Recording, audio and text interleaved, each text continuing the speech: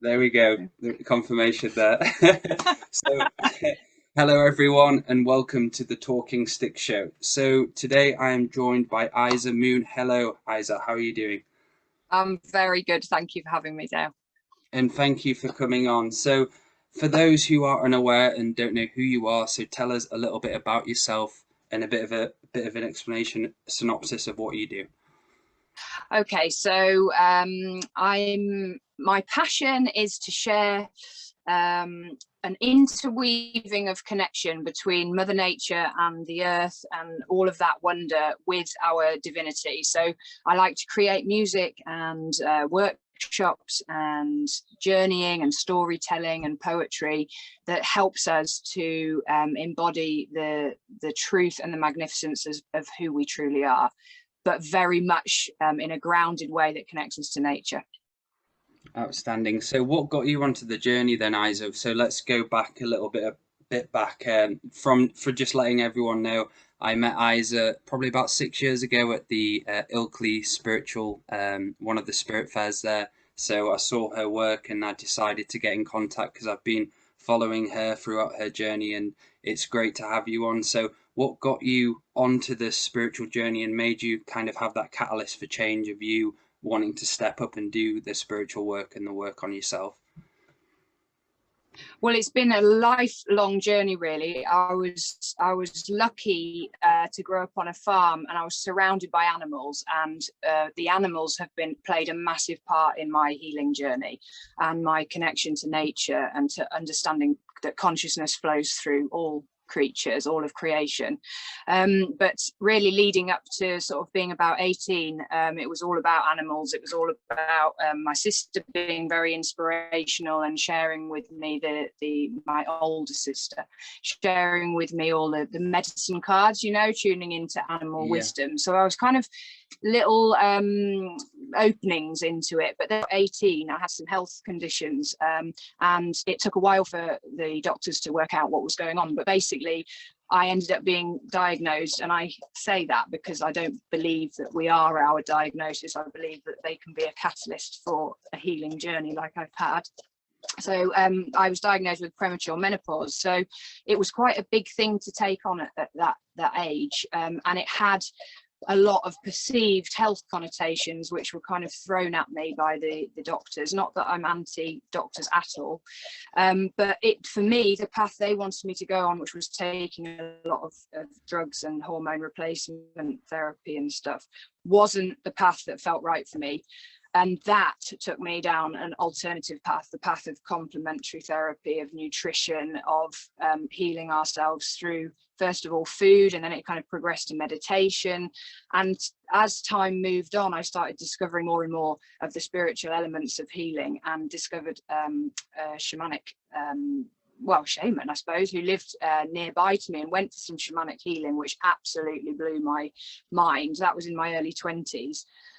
And Maggie, who passed away in 2019, she was my healer and my sage, and taught me so much.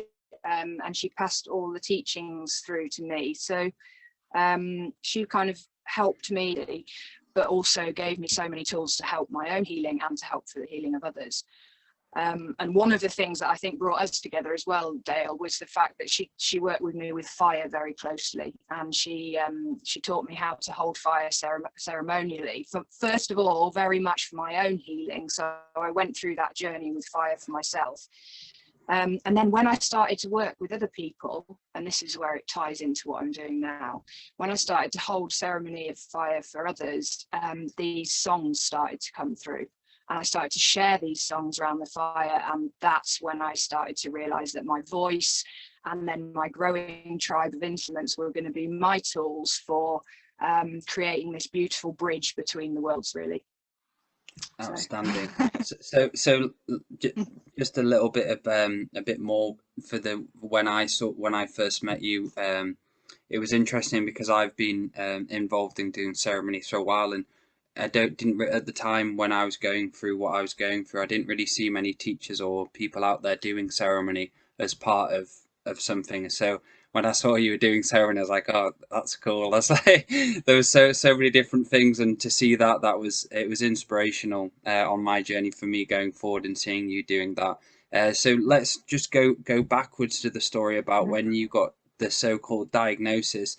So Mm. what did it take for you to get through that journey really? And let's talk a little bit about that, how for people out there who have been Yeah. diagnosed with things, with different illnesses, so on and so forth.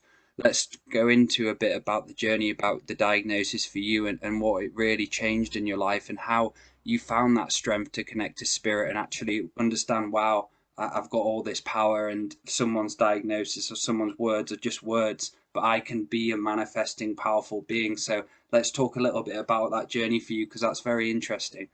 Yeah, definitely.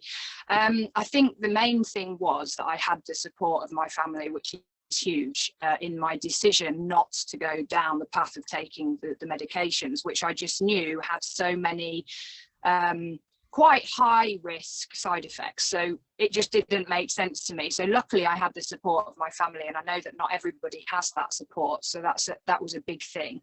And they totally backed me on going, no, okay, let's go down a different route. So that was a big thing. But I think what the most important thing was that I wanted to find the gift in why this had happened. So I mean, this didn't happen straight away. I was only sort of 17, 18, but I, as time progressed, I wanted to know, well, why is this happened? What can I learn from it? What possibilities is it opening up for me to see? Where can I find the gifts within it? Because I know that when I find those gifts, when I find the positives, then I'll really start to heal and transcend the diagnosis and all of the potential health connotations which were projected onto me, which I should add, none of which have come into fruition, which is brilliant. Oh, you disappeared. Yeah, I did. So We just just to carry let on. everyone know, I'm turning off and on the video just due to the Hello, internet. Dale. Can you? Can Oh, you hear me okay? Can you hear me all right? I, Hello, hello. I can hear you fine. Shall I carry on? Yeah, carry Hello, on. I can hear you fine. Can you hear Uh, me? Yep. yeah, I can hear you just fine. Just to let everyone know who's watching, I'm just turned off the video just because we had a bit of interruption there, and I'm just gonna pop it back on because the internet signal for some reason this evening doesn't is going up and down and up and down. So I'm gonna pop your video on and just keep mine off for now. So go ahead, Isa. Okay. Yeah, I think the most important thing for me was finding the gift within the situation, because I knew that once I did that, I was freeing myself from the kind of chains of it, if you like. And for me, as a woman who'd very early age had gone through this experience and couldn't have children as a result, I felt like I'd been stripped of that, the femininity, and with that femininity the kind of energy of reproduction and fertility and creativity, if you like.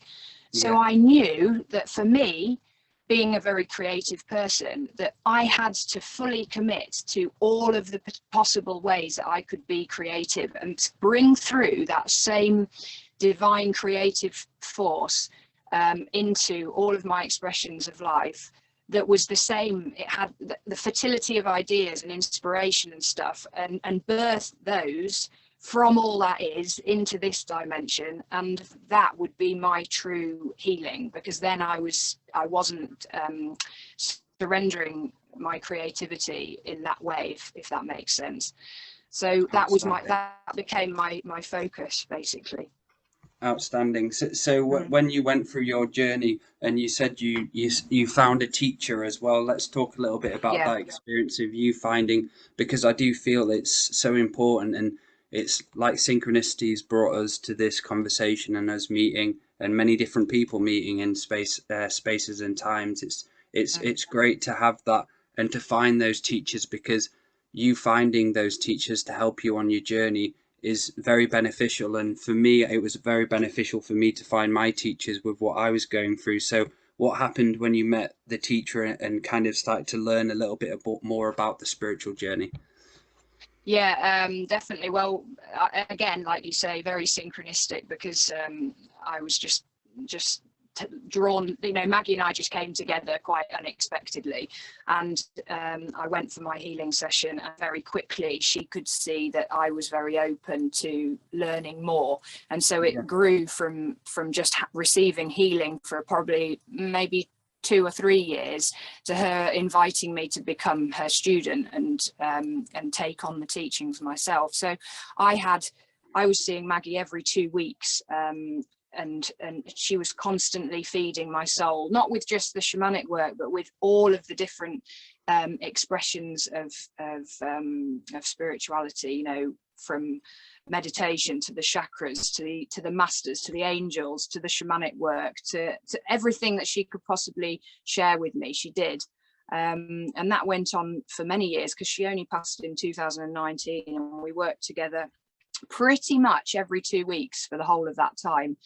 So I feel really blessed to have had that kind of support. And yeah, I do recommend that anybody who's going through any type of you know, illness or dis-ease or depression or anything, that to find somebody who can be that kind of a guide and inspiration is beyond important. You know, it's so essential, I think, to have that support and direction from somebody not necessarily older, but who's been on the path and who's journeyed through their experiences for a good long period of time, you know. Outstanding, outstanding. And so, how long have you been on your journey then, Isa? When was it? What year did you get onto the path of awakening, or remember? A lot of people say awakening, but I like to call it the remembering. Remembering, I love that too. Definitely. Remembering Because who we've we all, are. this is the thing, and what I say to people all the time is, we've all got the wisdom within ourselves, and just chipping away at remembering bit by bit by bit, because when we can really own that wisdom within ourselves and trust it, and when we get an intuitive sense, really trust and go with it, then of course it grows, and our confidence in our own capability to find our own answers, you know, improves all the time. So That's so yeah, I say the yeah. same thing. Well, I mean, I'm 41 now, and I would think I first went to Maggie when I was about 20. So, and she probably started teaching me a couple of years after that. So it's been, you know, 20 years really, hasn't it? Crikey. Wow, wow. That's why I asked that. I was like, there's some. I love speaking to people who've been on the journey for 20 years and plus. It's very interesting. So yeah, that's why I asked. Yeah. Gosh, that's And making me feel old now. no, and it's great, and that's a. So the next question would be, a lot of people find it hard to stay on the path and find it hard to have discipline, go forward and be on the path without going back to sleep or going through something which will take them off the path. What's your recommendation for people just for the endurance of you committing to yourself and kind of what was your like what did you do in a sense and how did you do it? How did you maintain for doing it for that long, because it's very inspiring you doing it over 20 years. I love speaking to people with a lot of experience. Well, I think this has grown in me over the time. I don't think I was like this at the beginning, but really this is a joyful journey, and if you're not in your joy and you're not feeling that sense of wonder, then something's not quite flowing right, you know. So making sure that you're not being heavy on yourself, so you're not too regimented with yourself. I mean, don't get me wrong, I've gone through phases of being so strict with what I ate, and for a long time, you know, keeping my vibration high like that, and very strict with, I will always do this at this time in the morning. But I've become so much more relaxed with all that, because I know that when we are in our joy, when we are in our bliss, when we're doing the things that fill us with joy and bliss and lightness, we are in our essence, we are connected to our divinity, and that the light that we are can flow through us and can permeate into the energy matrix of the earth and serve the greater good, simply by us being in our joy. And so when we're doing that, what we're doing is we're attracting more joy, and we're attracting more blissful experiences, more synchronicity, more people that feed that aspect of ourselves. So I would say that the most important thing is to be light, to have a light attitude towards it all, to have your joy, to have your peace, and to be in nature. And I would say that has been my biggest support, is to be in nature. It doesn't even have to be out on some, you know, amazing mountain or a huge forest. It can be in your garden. It can be having your bare feet on a small patch of grass. If you're present and connected to the energy of Mother Nature and to the animals and the birds and the elements, then you're feeding your soul. And that's what's really important, in order to stay connected to your soul, is keep feeding it. So yeah, those Mother Nature has been my biggest, other than Maggie and various other people I've met along my way, it's been definitely my biggest teacher, and keeping me on the path. Because if I feel wobbly, I feel lost, I feel all of those things that we all feel sometimes, if I just take myself into nature and I become present and connected and look at the miracles in the smallest of moments, then I immediately feel connected to all that is, and then that lifts me back onto my journey again, you know. Outstanding. And so that's something which happens to a lot of people, that say we go through the great remembering who we are, and we kind of go through that stage of awakened, and we sometimes get blinded, don't we, because we're so in the light. And like you say, about food or different things, we get too regimented. And for me, I'll hold my hands up high. A while ago, that's what I was like.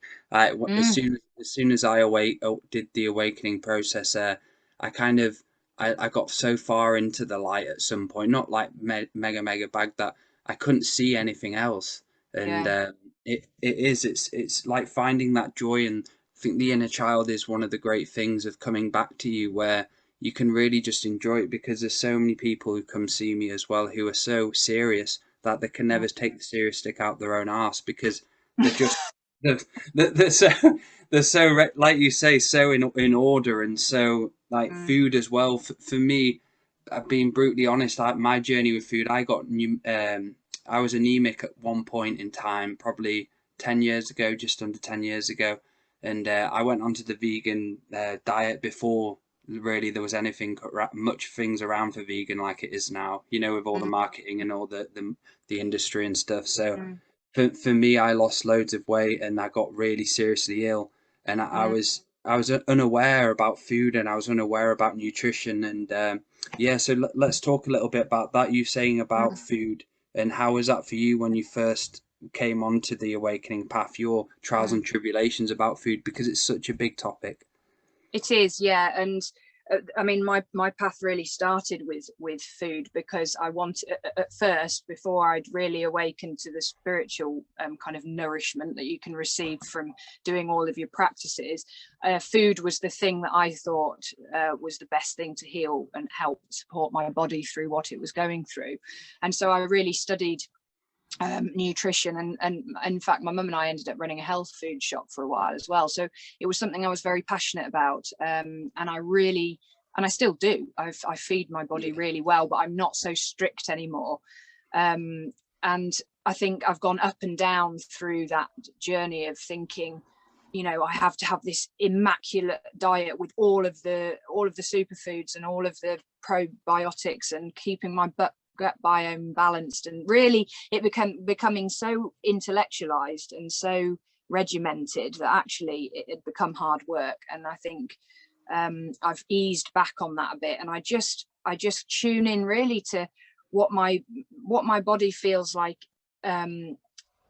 It almost like the consciousness of the foods, what, you know, how do I feel like I interrelate with them when I'm in the vegetable shop, you know, which ones are singing at me going, oh, I think you need me this week. And it's like, oh yeah, fun, let's have different things, let's mix it up, let's not get too stuck on, oh, you shouldn't eat that if you're, you know, trying to achieve this or whatever. So it's become more playful, I would say. I still very much into nourishing my body properly, but I've let go of thinking that there's this particular diet or that particular regime that I should be doing because it's so heavy. So yeah, I think that kind of and that's it. It's remembering the joy, remembering, like when you were younger, say thinking back to when we're children, we enjoy food, and there's that heart space connection where we enjoy some meal which is so fucking beautiful and so nice, and it nourishes the soul, nourishes the spirit. And yeah, I lost touch with that because I got so far into being so healthy that I lost my joy, like you were speaking about. I lost that feeling of enjoying myself, and food to me just got to a chore where I was yeah, trying to be so, right, I need to get the spirit leader in me, I need to do this, I need to have this juice, I need to do this fast. And I just lost the whole reason why I was on the spiritual journey. I completely, absolutely, I was in it, but I wasn't in it, and I wasn't aware of my surroundings. I wasn't grounded in my body, allowing to feel and ask my body, what do you want? What do you yeah, feel? What wants to nourish you, instead of ideology of following someone who on a YouTube video who says, oh, this is great, this is great. I had to go exactly, through that process of going back to my body and speaking to it. What would you like today? Instead of all the exactly. ideologies coming left, right, and center of what's good, what's bad, what's good, what's bad. Yeah.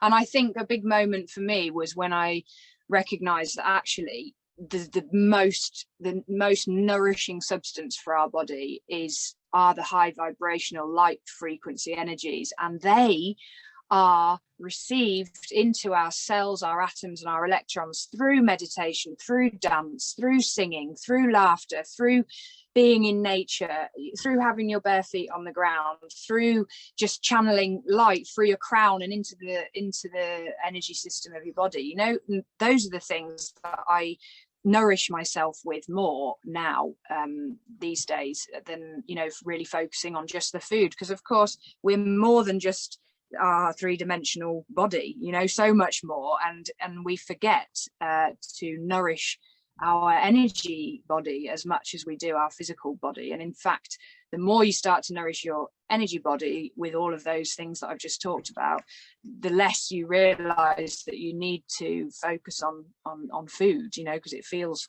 heavier. So then you start being naturally drawn to the lighter, healthier foods anyway, you know, so it's all sort of flows nicely then.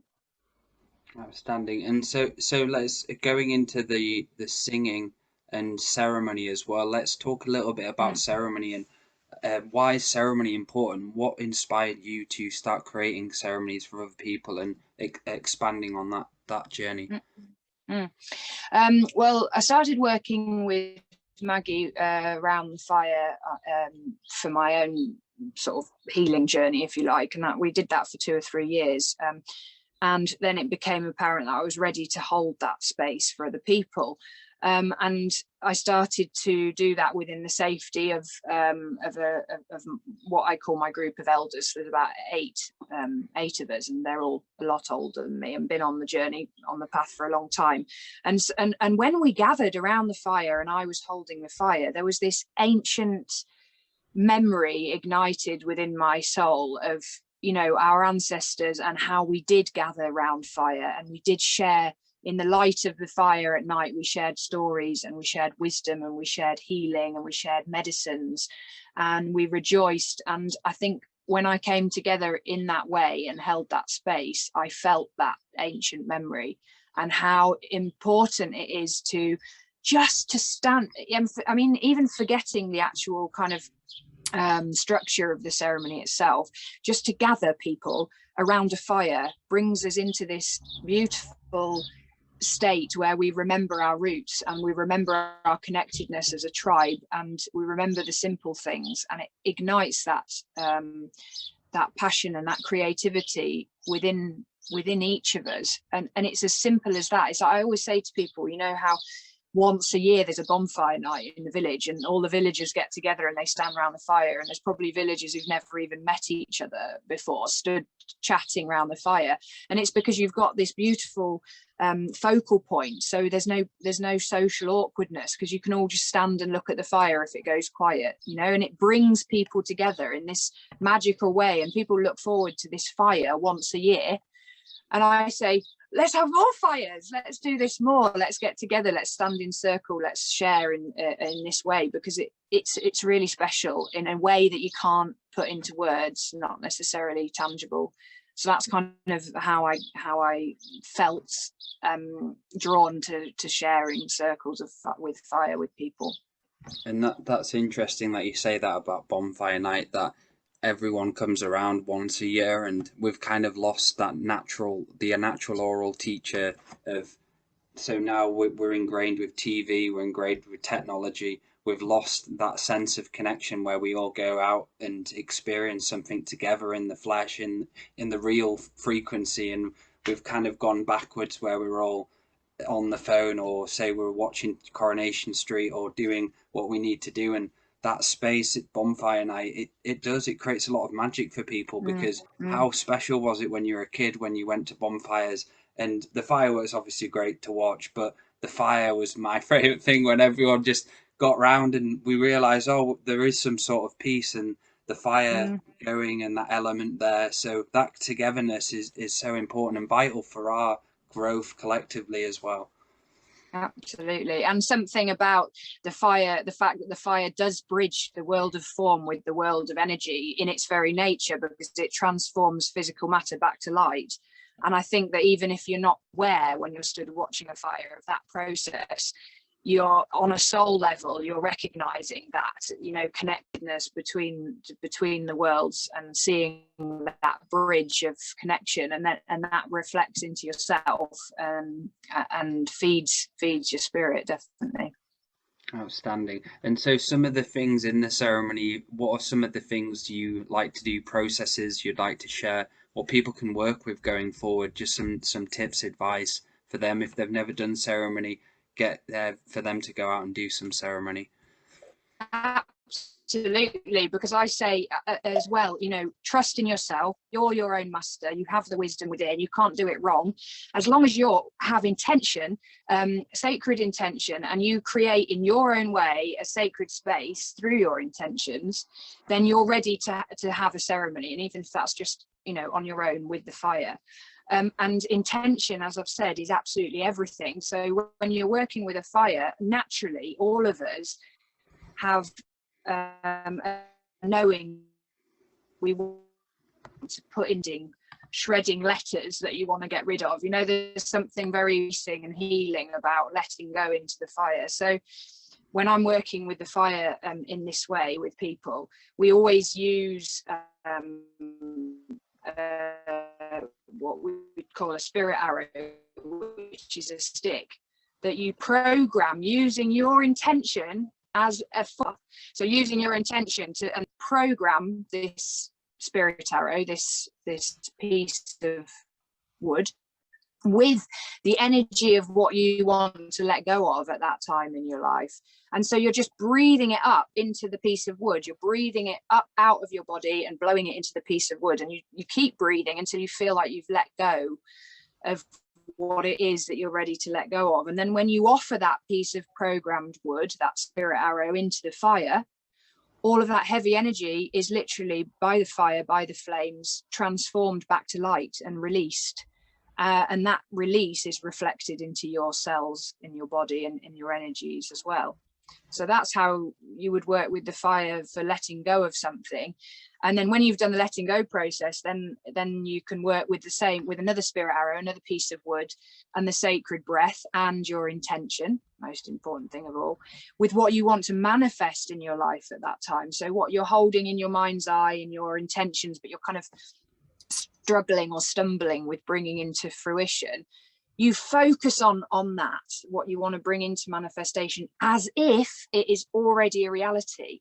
And it's that as if that is the magic maker, because when you connect with the feeling in your body as if this is already a reality, so the joy, the satisfaction, the ecstasy, the relief, and you blow that energy into your spirit arrow, and you keep on programming that spirit arrow with that energy, when you offer that to the fire and it's transformed back to light, it's being communicated up and out to the bigger part of yourself, to all that is. So you're basically communicating your prayers, your intentions, your affirmations in this really beautiful way to your divine self. And that opens up a channel, opens up a bridge for what you're wanting to manifest to flow through you and into reality. So anyone can do that. Anyone can breathe into a spirit arrow and offer it to the fire. And if it's held in sacred space and with your intention, then that is going to create shift in your life, for sure. And anybody can do that. Outstanding. And for protection, let's talk a little bit about protecting the space as well for those who are going forward to do fire ceremony. What would be a great way to make sure you're protected and understand the unseen world and the seen world? There has to be some sort of responsibility when you're doing the ceremony. Absolutely. And that's why I keep saying at the beginning about creating a sacred space. So when you set the intention to create sacred space, that's what you're doing. You're calling in that protection, so that you say, this space is sacred, this is where I'm doing my healing work, and within this space I am safe, I am held by the energies that I'm calling in. So for different people that would be different, but I work with the medicine wheel of the South Americas purely because that was my training. So I'm calling in the energy of the serpent, the energy of the jaguar, the energy of the hummingbird, the energy of the eagle.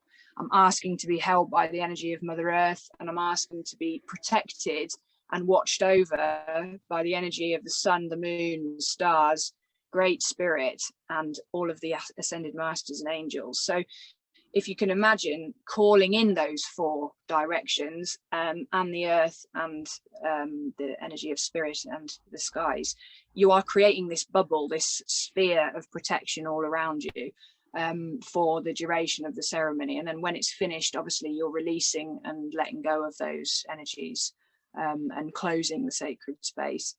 But if you're not working with a medicine wheel, you can always call in the energy of the elements from the four directions. You know, the fire in the south, the wind in the west, the earth in the north, and the air in the east, and call in the protecting qualities of those elements.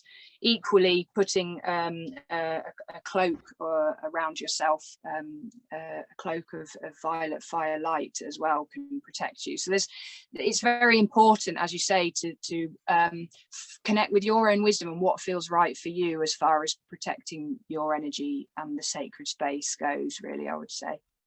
Outstanding. And there's been a process I do called talking to the fire, which is where I recall the memories of the past, and say if I've gone through something, any trauma or anything which has been happening, there'll be a moment where I'd share my heart and my throat with the fire, where I'd be ready to be listened, because I do feel one of the most beneficials for balance. Just obviously we went into the food, we went into looking after ourselves.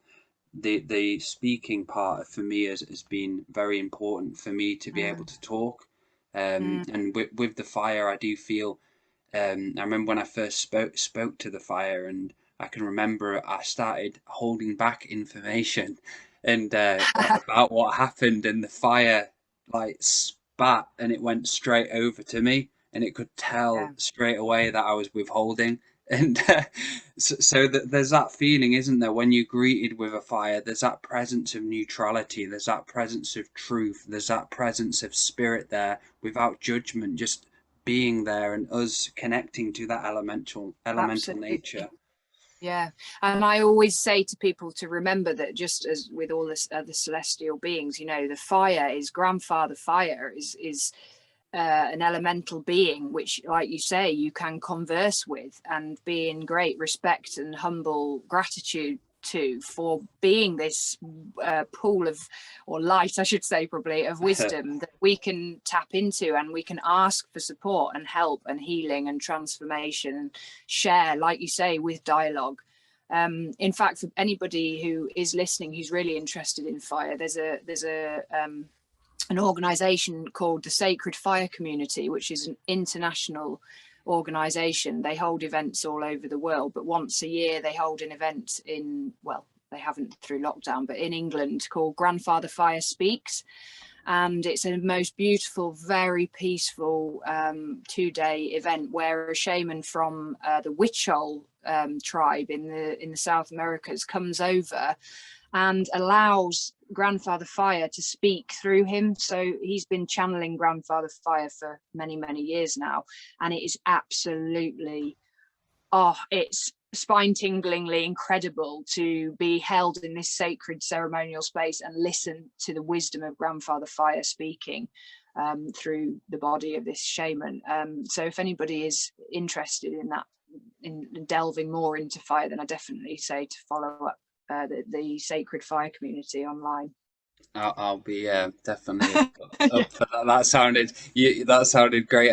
It's funny you speaking and us talking about this, because what I get inspired from is, I get so much inspiration from fire ceremony itself. When you're talking about it and when that energy is being kind of talked about, there's such a sacred feeling about it.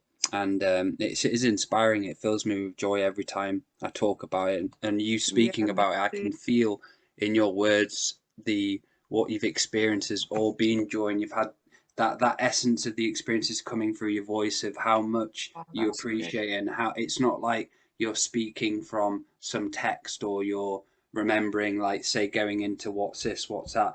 You can tell there's a lot of experience within you which you've had through the fire, and for me as well, and this is why this connection is great, because I love, and I've not really talked in depth about fire on the shows yet. Yeah, well, it is, fire is the great creator energy. We think of it as a destructive energy, but the sun is fire, and the sun, pulls life up from the earth. The seeds reach up to the sun. Without the sun, we don't have life here. So it's a great creative force. And I think that, like you've said, when you tune into it on that level, it does ignite this passion and zest and vitality and creativity within us, for sure. Outstanding. And yeah, for people who've never done it, highly recommend, just even if you feel stuck, if you feel down, if you feel something's happened, have a ceremony about it and ask, and just tell the fire your problems, tell the fire your story. I do feel there's a lot of disease as well out there due to us not being able to express ourselves in a natural format, for not to be able to talk, not to have a regular ceremony so we can clear out our junk, like clearing out a computer from the viruses. We need to clear out ourselves as well, and Definitely. that it's great that the fire can help us do that. Absolutely. So for the music then, so what you were saying about the music, let's talk a little bit about that journey as well, and how did that start? The music started round the fire. So yeah, Yes. I have a lot to thank the fire for. Yeah, because I suddenly I had these. I think I was so inspired by the first fires that I had with Maggie, that the inspiration started coming out of me in songs, which was very surprising, because I literally didn't sing at all up until I was about maybe late 20s, 30. Oh, you're back again. Hello. Yeah. So it was quite, oh yeah, I'll say okay to that. So it was quite a surprise to find myself singing, and to find people saying, God, your voice makes me feel good. And I think, gosh, does it? Wow, that's good.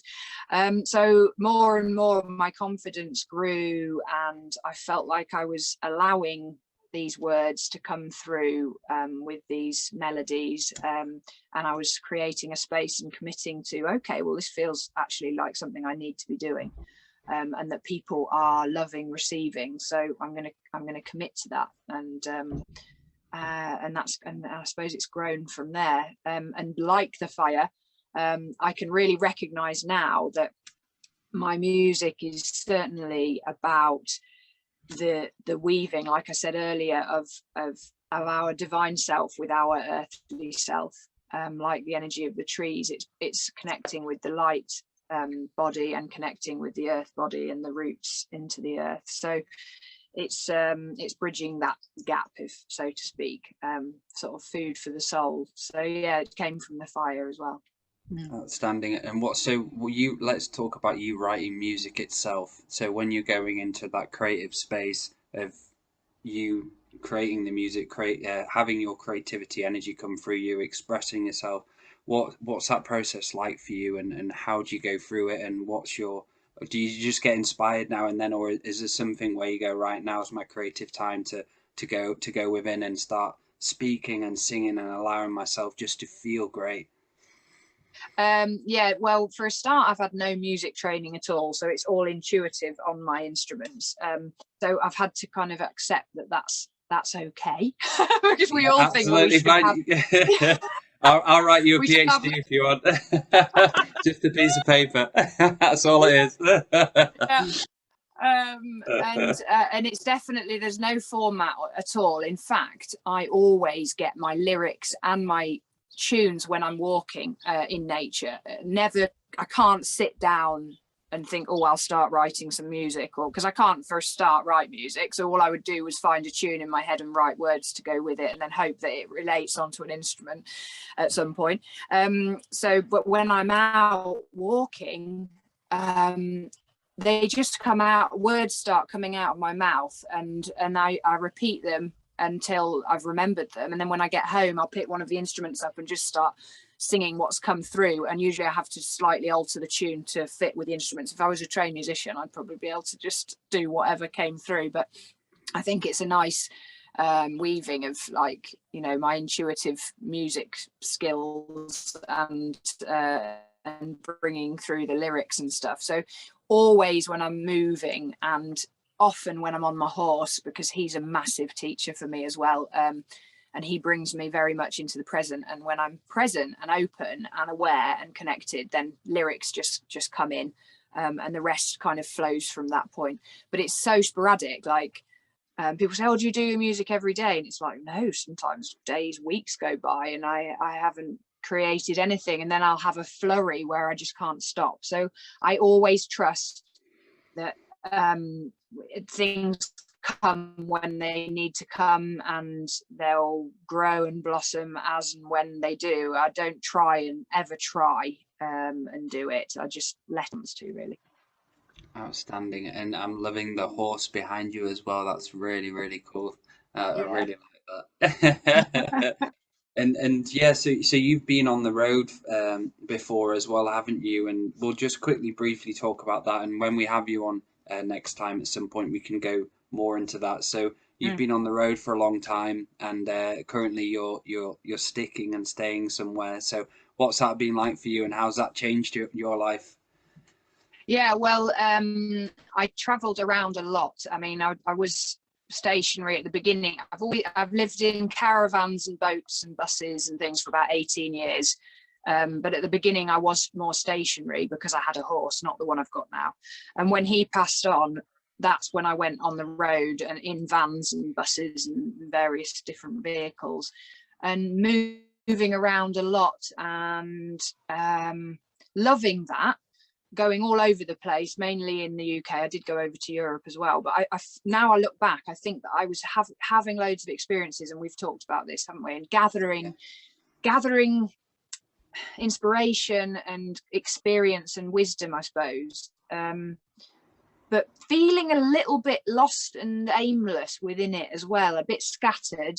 And I think that it was all perfect, the moving around, but now what I'm doing is I'm taking all of that experience and that wisdom and that sort of scattered energy, and I'm honing it right in and rooting it and anchoring it. And I feel now from all of that really strong new expressions and new avenues of what I'm passionate about are growing, rather than being a bit trying to do too many things and be all over the place, and sort of, I don't know, just leaking my energy out in too many different directions. And now I've kind of like brought it back in a bit, and yeah, rooting it down, which is good. And Yeah. that's mainly because I've got a horse in my life again, yeah, who found me very synchronistically. I wasn't expecting to have another horse really, and then this incredible experience that's maybe for another time happened, where Caesar, that's his name, and I met, and I was like, okay, you're going to be living with me, aren't you? And then within a few weeks he was, and that meant I couldn't travel anymore. I travel on him short distances obviously, but he's done me a massive, definitely.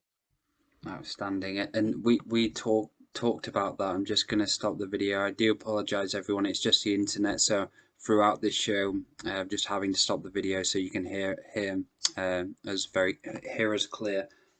Yeah, we talked about that when we spoke yesterday about it's great to have. I've moved around a lot to different houses, and it's great to experience and see the world for what it is, but I do feel like you were saying the scatteredness is sometimes when you're out and say you've got kids or whatever, it sometimes can be a bit unbalanced, can't it? With so much going on, you're going to a different land, because not only are you going to different areas, you're off to different areas with different ancestors on the land and different. So you're going to different places all the time, and each different place has its different frequency. So it's great to experience that, but for moving forward and being fully grounded, and like you say, leaking energy, it's important to have that connection where you have a spot for a while, and you set up your roots there, and you set up everything what you've learned, and you're able to manifest everything easier because there's so much less going on. Yeah, absolutely. Yeah, I mean, I think this is the thing, it's so easy for us these days to move around so much that we kind of think that we should, and we do, you know, but if you take it right back, we would have only ever traveled as far as we could walk really, and we wouldn't do that very often, long distances. And I think I'm not saying that we shouldn't travel and we shouldn't move around and experience things, not at all. I think it's brilliant, and if that's what you feel, then go for it. But I also think there's a time for just reining it back in a bit, and spending that precious time being and in stillness and in presence, rather than sort of scooting around everywhere, like you say, because every time you go somewhere different, you have different experiences, and there's different people, and like you say, different energies to deal with. That's a lot to process. You know, it's like if you go to one of those spiritual healing events like where we met, and you know, you have this healing session and that healing session, and you go to that workshop and listen to that speaker, and and it's like, whoa, overload for your mind, your body, and your spirit. You know, you've got to process all that through. And I think sometimes moving around and doing lots of, you know, gigs and workshops and visiting people and meals out and zooting all over the place, seeing this, that, and the other, is a lot to process. And I think I'm treasuring now just having much more space and time to be with what is, and feel into that, rather than trying to have new input all the time, if you see what I mean. Yeah, and that's it. It's fine. I feel like finding the balance is great for that. There are, say, if you do want to go traveling for like 8 months, then say come back, then you've got somewhere to actually be and kind of set up or anything like that. It's such a complicated subject, because obviously everyone's so different. But from my own experiences, it was quite ungrounding in the sense that now I've had those experiences, I'm ready just to kind of. I've been here for almost 2 years now, but this is finally somewhere I can see myself being here for over 10 years, and I'm like, no, I'm not moving anymore. You know, I'm like, I've got that in my back of my head, like, finally, fuck it, I'm not doing it. I'm not even thinking about it. Any thought comes up in my head about it, I'm like, I say no. I'm not giving you anything. I think though I can definitely be. I don't know if guilty is the right word though. I may have gone the other way slightly. I may have turned into this sort of like nesting little hermit who just wants to be at home all the time and not go anywhere, which I think is a bit odd sometimes for people who used to see me here, there, and everywhere. And now I'm just very grateful to, just like you say, be very happy being at home, and really reaping the benefits of that. So yeah. Outstanding. So before we say goodbye, Mm. would you like to play us some music? Because Oh, I could play you a little song. That would be yeah, lovely. Yeah. Mm. because I Yeah, I'll really do that. like that. And I'll put all your details as well for everyone watching. For all the details will be below on the video as well, to get in touch or buy any of the music as well. Oh, thank you very much. That's lovely.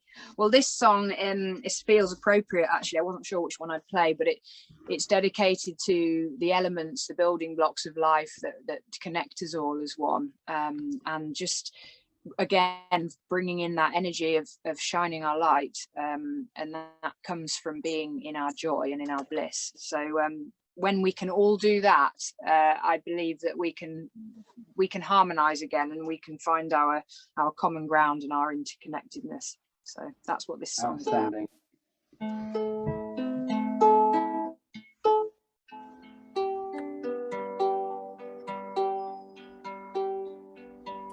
We are the fire that binds us, fire within you and within me.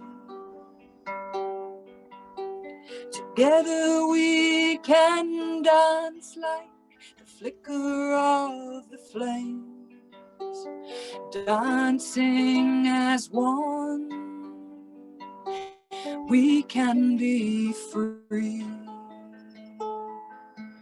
and we are the earth that binds us, earth within you and within me.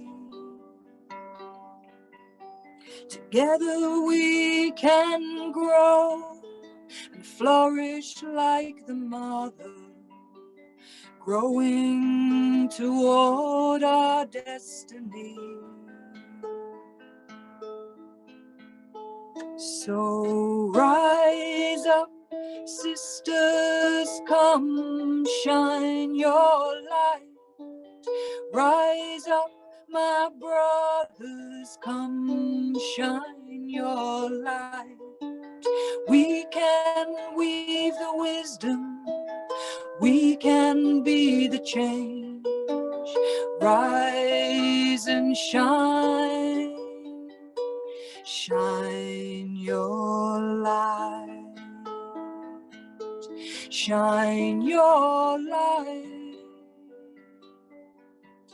And we are the water that binds us, water within you and within me. Together we can flow like the river, flowing toward our destiny. And we are the air that binds us, air within you and within me. Together we can breathe the sacred breath of life, breathing as one. We can be free.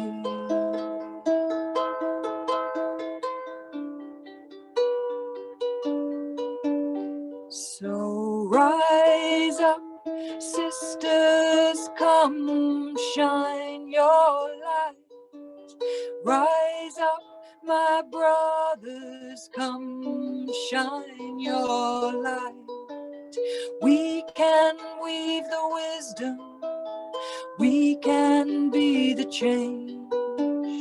Rise and shine, shine, shine, shine your light, shine your light. shine it bright.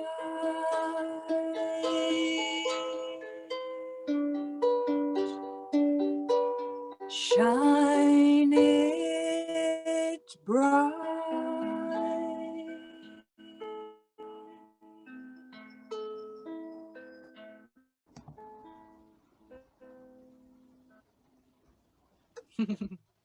Wow.